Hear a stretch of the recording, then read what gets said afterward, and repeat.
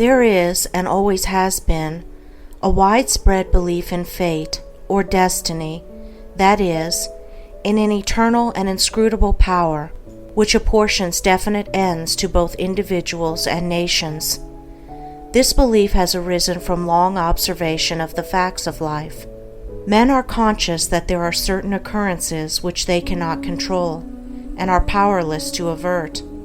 Birth and death, for instance, are inevitable, and many of the incidents of life appear equally inevitable.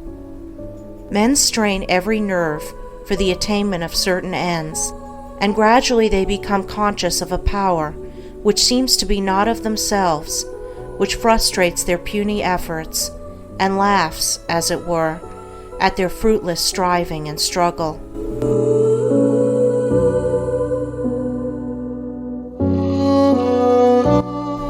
As men advance in life, they learn to submit, more or less, to this overruling power which they do not understand, perceiving only its effects in themselves and the world around them, and they call it by various names, such as God, Providence, Fate, Destiny, etc.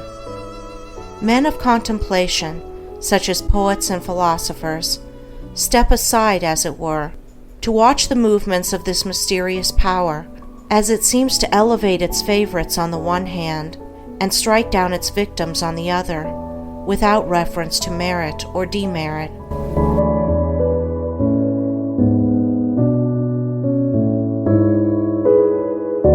The greatest poets, especially the dramatic poets, represent this power in their works, as they have observed it in nature.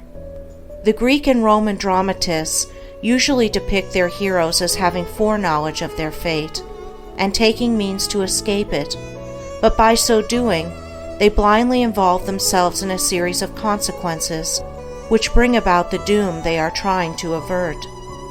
Shakespeare's characters, on the other hand, are represented, as in nature, with no foreknowledge, except in the form of presentiment, of their particular destiny. Thus, according to the poets, whether the man knows his fate or not, he cannot avert it, and every conscious or unconscious act of his is a step towards it.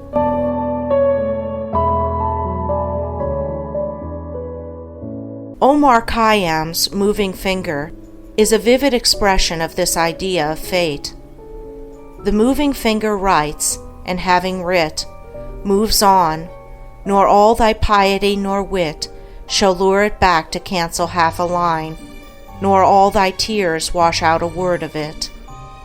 Thus men in all nations and times have experienced in their lives the action of this invincible power or law, and in our nation today this experience has been crystallized in the terse proverb, "Man proposes, God disposes."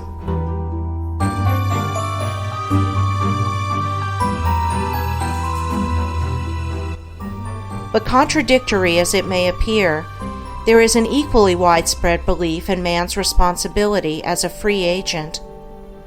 All moral teaching is an affirmation of man's freedom to choose his course and mold his destiny, and man's patient and untiring efforts in achieving his ends are declarations of consciousness of freedom and power.